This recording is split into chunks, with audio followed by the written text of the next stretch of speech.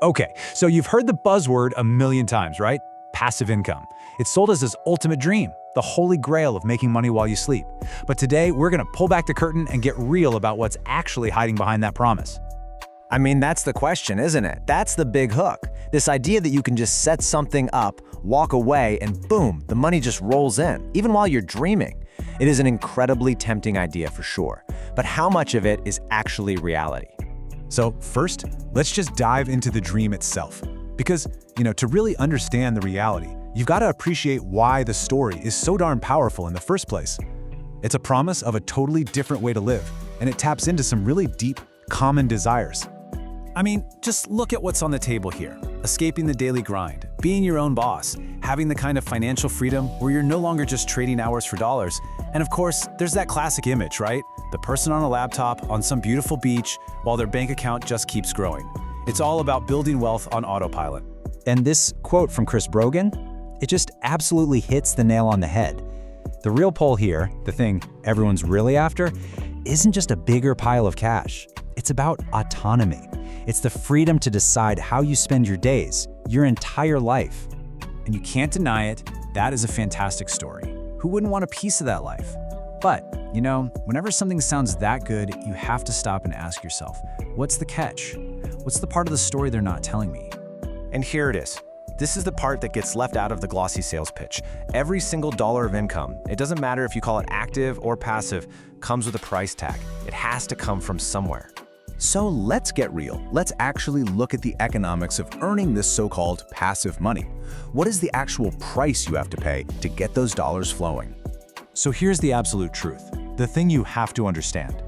There is no magic money machine. Passive income is simply the result of a very, very active investment you make up front. You're basically paying for that future income stream ahead of time. The only real question is, what are you paying with?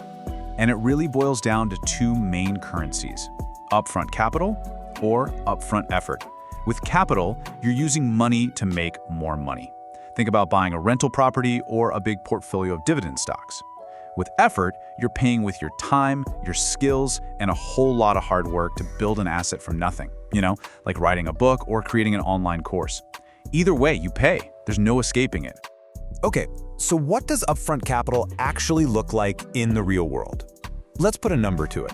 In the US, the median sales price for a single-family home is around $408,000. That is a very real, very active pile of cash you need just to get in the game. It is anything but passive. And on the flip side, what about paying with upfront effort? Well, take the book example. First, you have to pour hundreds, maybe thousands of hours into actually writing and creating the thing. Then it's not done. You have to actively market it and find an audience. It's only after all that intense, active work that you might get to step 3, where you start earning some royalties. The income only becomes passive after a massive amount of effort has been spent.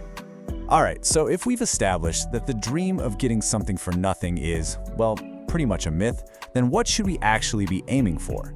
This brings us to a much more realistic and honestly, a much more powerful way of thinking about this. This right here, this is the absolute key. The real goal isn't passive income. The real goal is decoupling your income from your time. Think about it. A normal job is coupled. You work 40 hours, you get paid for 40 hours. The goal here is to build or buy systems where your income isn't limited by the hours you punch on a clock. And when you look at it this way, you can really see how the trade-offs play out. Take a rental property. The upfront cost is huge, and you've still got to spend time managing it. An online course might not cost as much money, but it demands a ton of your time, and let's be honest, there's a really high risk it might not even sell. There's just no perfect, easy, risk-free option. Every single path has its own unique mix of cost, time, and risk. Oh, and let's not forget the part everyone loves to gloss over, the ongoing work. These things are almost never set it and forget it. Your rental property is going to need repairs, your stock portfolio needs to be rebalanced, that online course you made, it's going to get outdated. And customers will always need support. These streams might be less active, but they're almost never truly 100% passive. So you see, the whole objective shifts. The goal isn't to get to a point where you do nothing at all. The real goal is to achieve leverage. It's about building a system where 1 hour of your work, or one of your dollars, can generate value far, far beyond that single input. That's the real game changer. Which, it kind of leaves us with one last big question to think about. After we strip away all the hype and the beach photos, is the thing we're all really chasing actually passive income, or is it something a little simpler and maybe a lot more profound? Just plain financial control. Something to chew on.